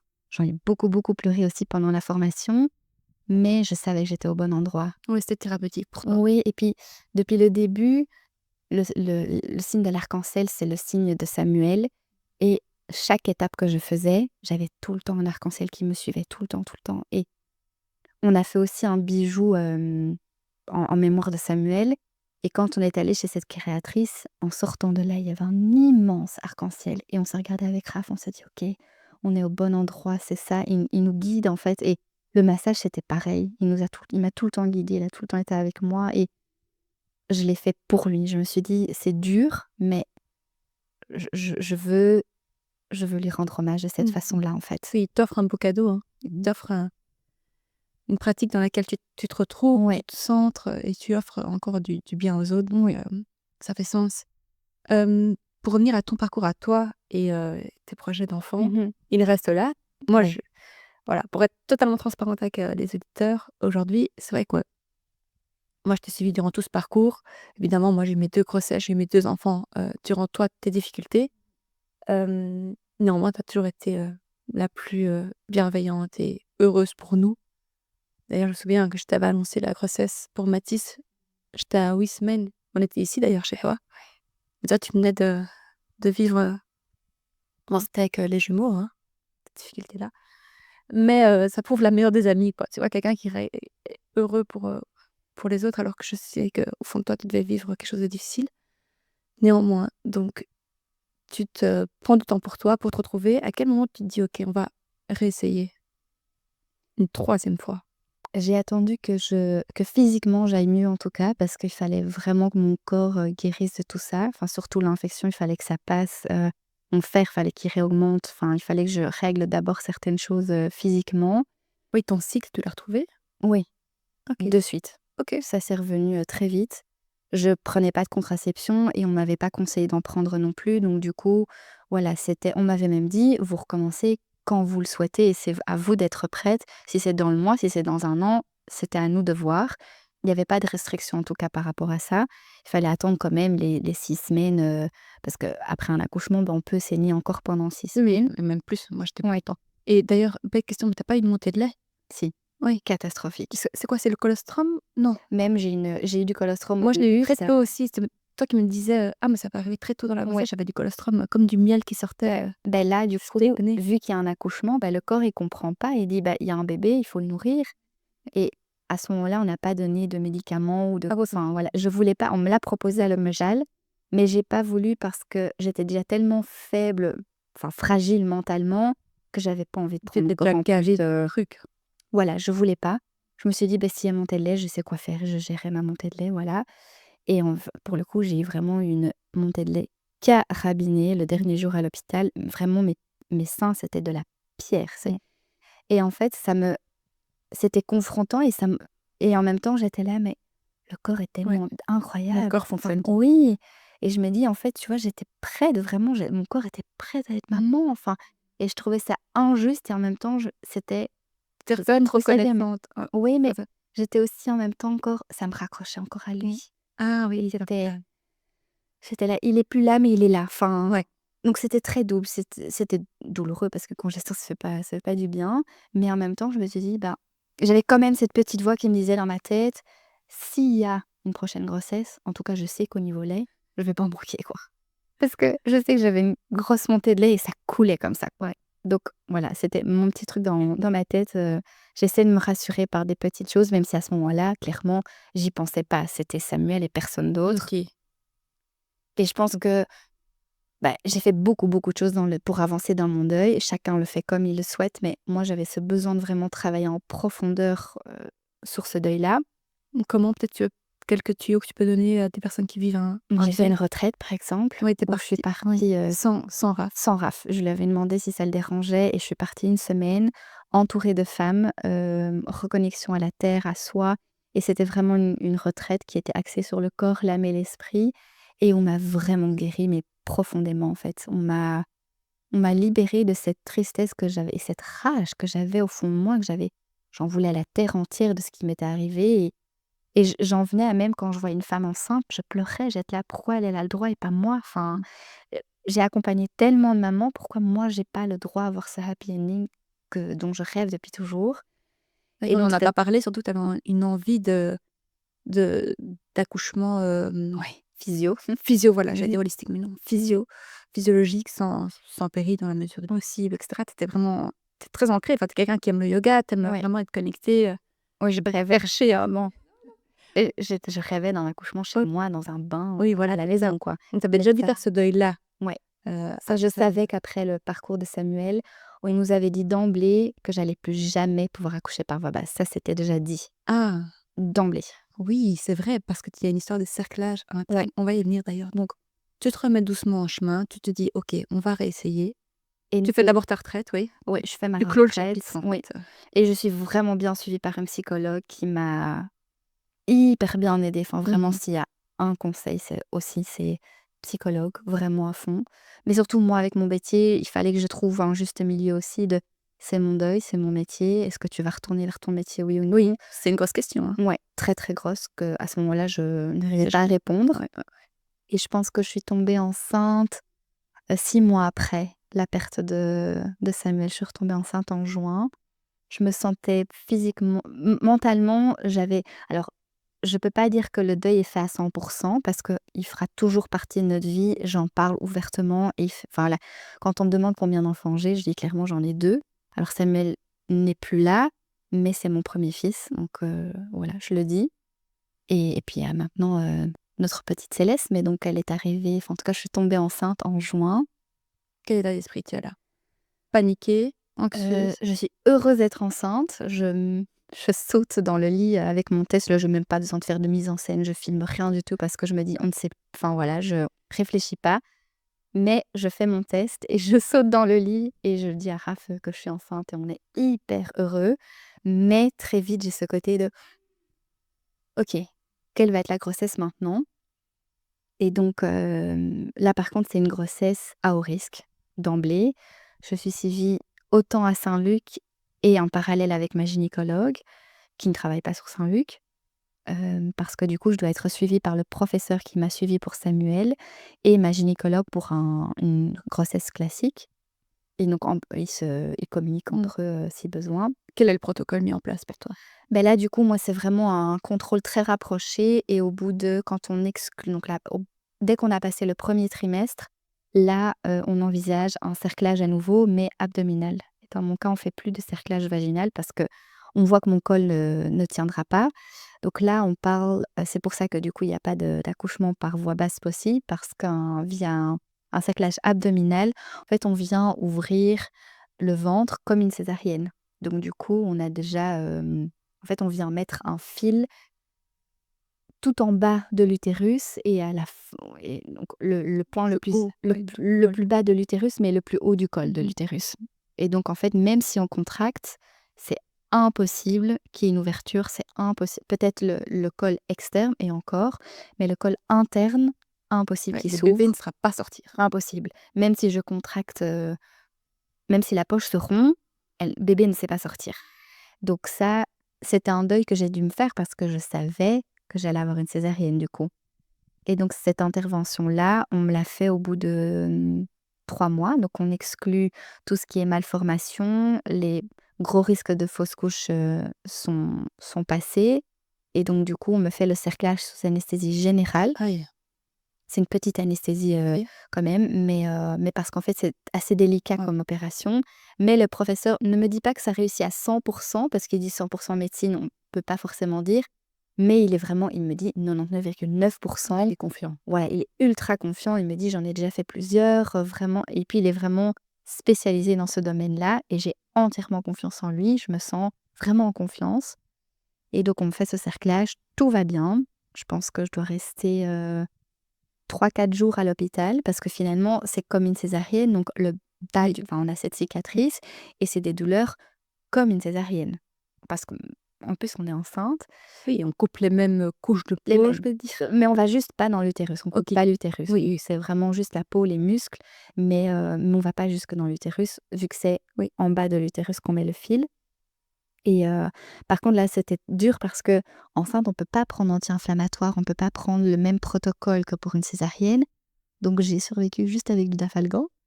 Donc là, pour le coup, c'était très, très douloureux. Même, je me souviens, le premier lever, j'étais là: «Oh! Et si ça va être une césarienne, mais ça dure!» Mais voilà, de nouveau, objectif, c'était mon bébé, donc j'aurais vraiment tout fait pour, sauver cette grossesse-là à nouveau. Mais ton état d'esprit était un peu différent, hein, qu'avec Samuel, j'ai l'impression. Tu étais J'étais confiante, confiante, ouais, je sentais que ça allait c'était aller. c'était la bonne. Ouais. Ah oui, c'est ça que j'ai oublié de dire. Je disais, pour dire tout aux auditrices, quelque chose que j'avais pas dit, c'est qu'on en parlait, heu, on a beaucoup parlé de cet épisode-ci après Samuel, Mmh.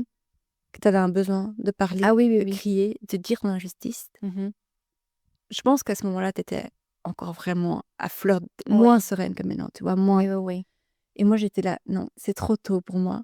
Déjà pour accueillir l'histoire parce que, voilà, vous l'entendez, moi je suis, très émotive et dès que ça concerne les enfants, voilà, la douleur, le deuil, c'est compliqué et j'étais persuadée que tu aurais ton bébé. J'étais persuadée que c'était pas la fin. Nous dit attends Célia, on attend. On attend, je suis pas prête à le recevoir dans les meilleures conditions et que tu mérites d'être entendue et que ton histoire soit partagée, ça c'est sûr, mais c'était pas le bon moment. Et c'est vrai que c'était pour ça aussi que je me suis dit, la deuxième grossesse, je sentais confiante, sereine. Et je dis, ok, on va jusqu'au bout de celle-là et puis on parlera parce que je crois que ça peut faire beaucoup de bien. Ah oui, oui, oui. Et je pense qu'il faut se raccrocher à son objectif. Enfin, moi, je me raccrochais très, très fort à avoir mon happy ending et je suis finalement hyper contente de le faire maintenant parce que je peux parler de mon happy ending. Oui. Et que Céleste est là pour une bonne raison. Ouais, ouais. C'est Ouais, horrible continue d'avoir perdu Samuel, mais c'est grâce à lui qu'on sait ou qu'on a su ce qu'on devait faire pour sauver la grossesse suivante. Et c'est grâce à ça qu'on a notre petite Céleste. Oui, Donc, c'est un long parcours, un parcours douloureux, mais grâce à ça, on a su quoi faire, quoi. oui, oui. Mais la grossesse de Céleste n'a pas été facile pour autant, même si mentalement j'étais un roc. Enfin, j'avais mon objectif en tête. Oui. J'étais plus qu'une battante. Ouais. Enfin, j'avais une rage et une force en moi de me dire il faut que je tienne. Mais ça a été une grossesse même pas forcément stressante, mais juste ultra médicalisée parce que j'ai été hospitalisée 6 fois sur ma grossesse. J'ai contracté très très tôt. Même on s'était même dit avec Raph, on fait un dernier petit week-end à nous 2, on va à la plage, enfin en mer du Nord, on se fait un dernier petit week-end. J'étais à 26 semaines, donc tout va normalement OK pour encore bouger et en fait là, j'ai commencé à contracter et donc dès la 26e semaine, j'ai su que j'allais plus pouvoir rien faire, mais j'étais à 26. Oui, donc tu avais passé le gap. Ouais et donc je m'étais dit Mais donc, attends, on reprend. Tu as fait le cerclage interne, abdominal. oui, Donc ça, tout a été OK, c'est bien passé. Tu restes hospitalisé quelques jours, c'est comme ça. Et là, repos, oui, à repos pendant 3 alité. semaines. Non, pas forcément. Non, en fait, ça, Ça, c'est marrant. Hein. le professeur, il m'a dit: «Cerclage abdominal, aucun problème. C'est On des peut avoir une vie normale». avant Ouais. ta grossesse passée. Lui, il était tout à fait confiant. Il me dit: «Même s'il y a des contractions, il peut y en avoir, mais c'est pas pour autant qu'il faut être alité». Il me dit: «Une fois le cerclage fait, c'est une vie normale». Voilà. OK. Comme une autre grossesse. Ça te change. Oui et pour moi, mentalement, j'espère que je vais pouvoir marcher. Enfin bref, la seule chose que je pouvais pas faire, c'était à la limite nager pour éviter des infections, mais c'était tout. Vraiment tout le reste, je pouvais faire. Bon, pas faire de sport, enfin pas courir, mais en tout cas d'emblée vivre une vie normale. Mais malgré tout, j'ai quand même très vite contracté.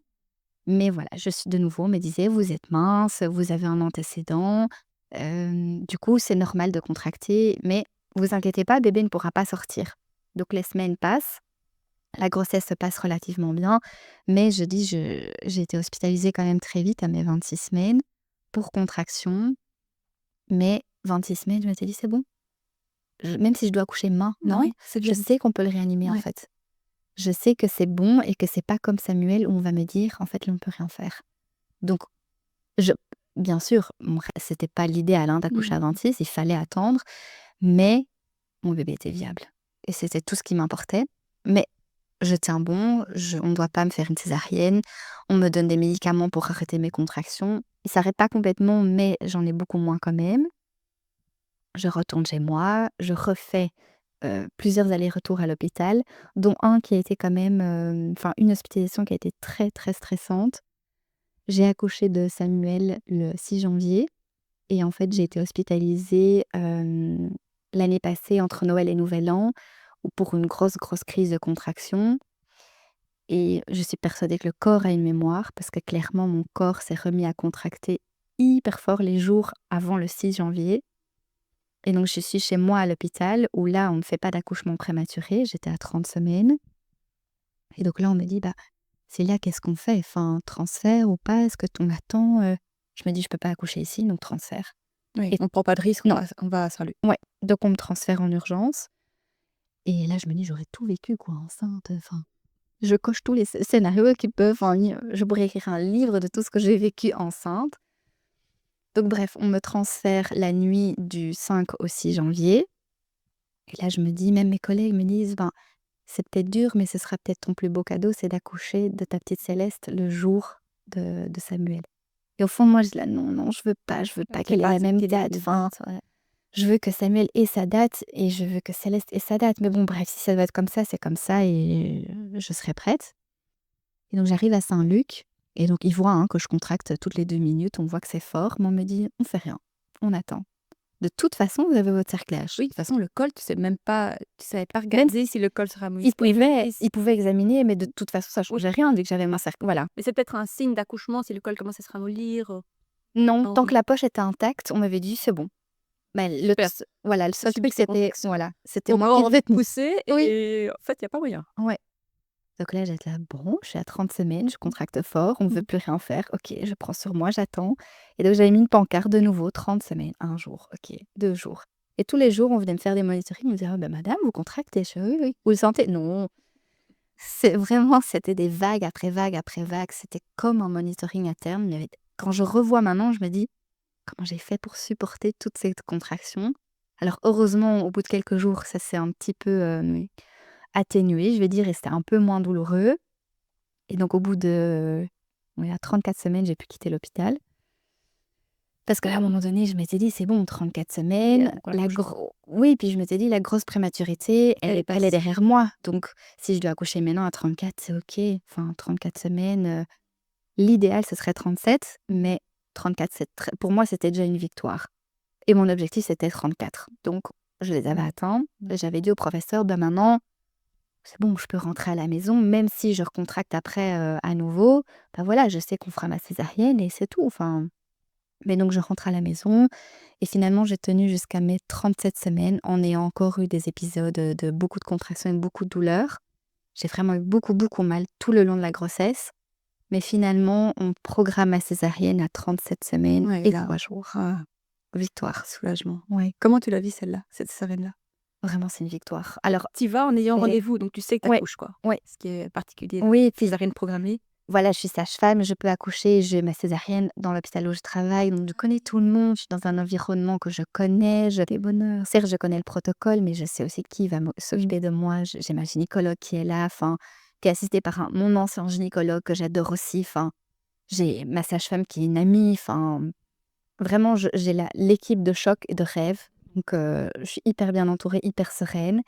Et je me dis: «C'est enfin le moment où déjà on va me libérer de ma souffrance, de mes contractions et enfin je vais avoir mon bébé, quoi». Donc on m'installe en salle d'opération. J'ai le droit de choisir ma musique, ma gynécologue me demande si j'ai des petites préférences, si j'ai envie de pousser avec ou pas, ou du coup on C'est tout tout ça? oui, après c'est bizarre, j'avoue que c'était pas à refaire, je pense même pas que je le ferais, mais Ouais. voilà, on est endormi localement, donc on pousse, mais on sait pas vraiment dans quoi on Bon, pousse, enfin, mais bon, bref, on est juste c'est dans c'est ça, placebo, voilà, bon, écoute. on pousse quand même, quoi. Hem, mais après c'est sympa de le proposer, je trouve que mentalement, ça aide. Le jeu en transparent, c'est Au ça? tout début, non, parce que quand il commence, il préfère, ne pas qu'on voit, mais aussi pour le papa qui voit pas tout ce qui se passe quand même, parce que c'est impressionnant. Et puis une fois qu'on entend qu'on dit: «On va rompre la poche», enfin couper la poche du coup, là on retire le deuxième champ et on voit, il y a un champ transparent qui est devant nous. Et moi j'ai eu cette chance qu'on coupe en fait le champ et qu'on me mette tout de suite Céleste contre moi. Tu as eu ton point à peau Ouais, immédiat, quoi. c'était ça que je voulais. Elle est C'était mon pliée seul tout de souhait, suite? tout de suite. Ah oui, OK. Dès qu'on a sorti sa petite tête, je l'entendais et là, on s'est regardé avec Raph et vraiment c'était Soulagement. des années de souffrance et de douleur et de Mmh.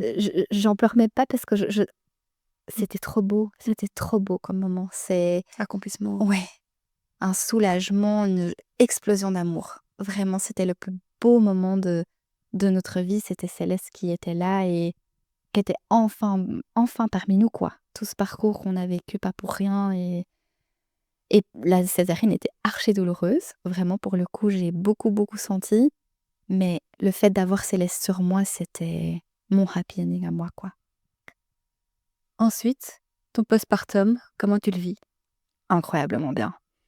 Vraiment, là, autant je savais qu'un postpartum pouvait être dur, j'étais consciente de tout, où je m'étais dit: «Je vais pas dormir, pas avoir le temps de manger», enfin, l'allaitement s'est super bien passé dès qu'on était en salle de réveil, même Raph, on reparle toujours en mode: «C'était trop beau», elle a tout de suite tété, elle a tout de suite compris comment il fallait faire.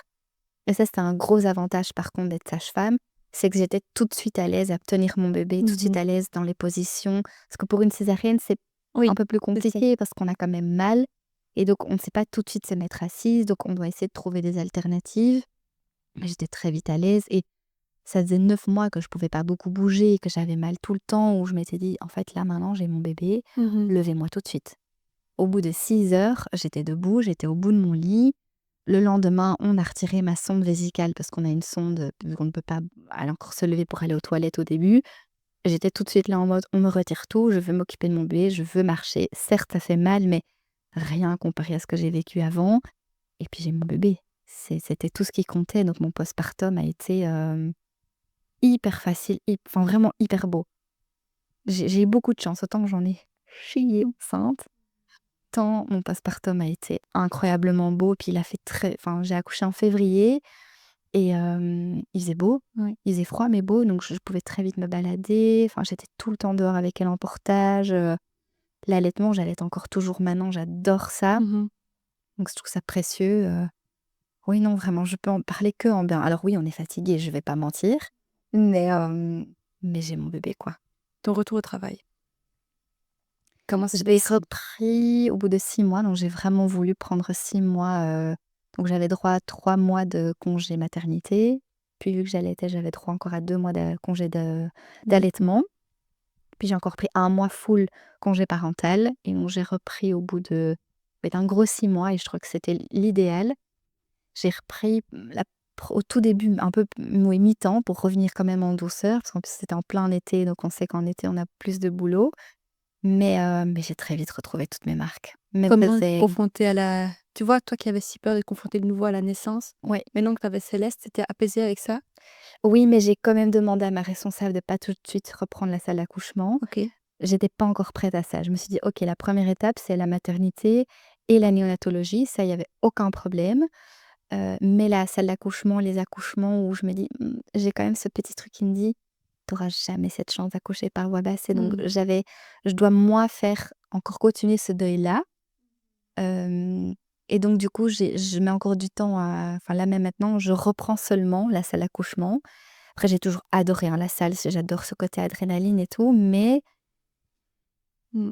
à choisir, je pense que peut-être que maintenant, j'irai plutôt vers la maternité, néonatologie. Mais la passion du métier est là, Ouais, j'adore, mais ça se sent j'adore vraiment. ce métier. Ouais, C'est tu étais incroyablement beau. hyper douée pour Mais accompagner les parents.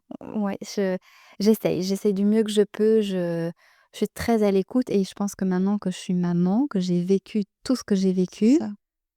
je sais encore mieux comprendre Tu es bien outillée même oui, différemment, mais oui. de ton passé. Mais, dans ce métier, je trouve, l'expérience personnelle compte beaucoup parce que tu peux faire Mmh. preuve de tu vois, d'altruisme et de compassion et même tu l'avais déjà avant, mais tu me disais parfois en off: «Je suis pas maman et si j'arrive Oui. pas, il y a un truc qui Mais oui, me manque». parce que je parlais fort en théorie et en Oui. expérience sur le terrain, mais pas par expérience personnelle. J'avais beau dire: «Oui, une contraction, on le ressent», non, non. J'avais jamais ressenti une contraction. Maintenant, je peux certes, j'ai pas accouché à terme, mais je peux parler d'un accouchement, je peux parler d'une césarienne, je peux parler de contraction, d'un De diabète deuil. de deuil, mais aussi d'un diabète de grossesse. J'ai un diabète de grossesse, je sais ce que c'est de se piquer 4 fois par jour. Ah oui! Mais oui, pour Céleste, très vite, on a su que j'avais un diabète, donc même être mince, ça ne veut Ouais, strictement rien dire. ouais. Et même si on a une bonne alimentation, ça ne veut rien dire. C'est lié à son potager, ses propres poules et un peu comme nous, elle mange très bio.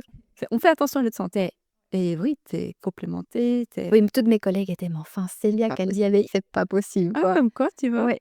Ouais, ouais, ça, c'est des fausses idées. Pour finir, j'aimerais te demander un petit peu comment tu te situes dans ta vie pro et ton équilibre vie pro, vie perso, je veux dire. Tu as eu quand Mmh. même une surcharge de travail à un moment donné dans ta vie, un petit Ouais. burn-out, peut-être Mmh. pas mettre le mot burn-out dessus, mais en tout cas des symptômes qui s'y Ouais. apparentent.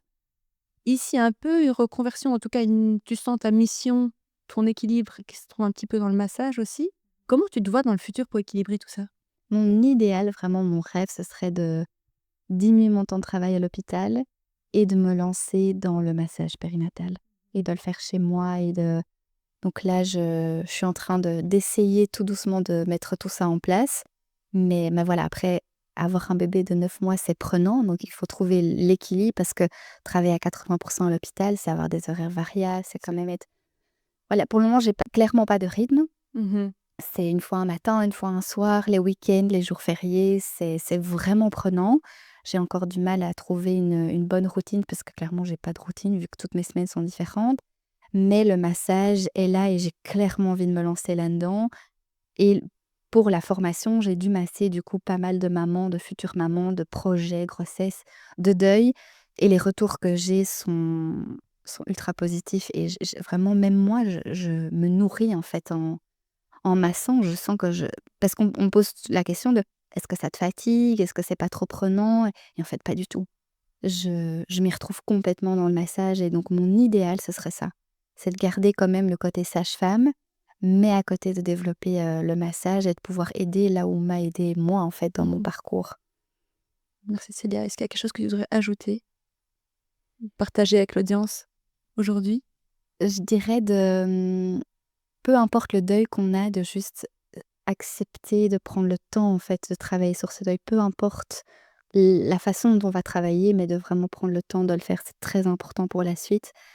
Parce que dans le parcours d'une grossesse, là, moi, je voulais pas que Céleste porte le passé de Samuel et donc je voulais que ce soit une petite âme pure et donc je trouve que c'est très important de prendre le temps de travailler sur ce deuil et même si tout semble tout noir quand on a une perte, il faut garder son objectif et se dire en fait un jour, il y aura de nouveau cette lumière et garder son objectif et pour moi, dans mon cas, c'était mon happy ending et c'est ça, c'est précieux. Merci beaucoup Célia. Merci pour ton partage. Merci d'avoir écouté cet épisode d'Audace. Si la conversation t'a plu, pense à t'abonner, à laisser 5 étoiles ou un commentaire et à partager autour de toi pour faire grandir le podcast. Retrouve aussi les épisodes précédents et toutes les actus sur Instagram, audace.podcast, et on se retrouve très vite pour un nouvel épisode.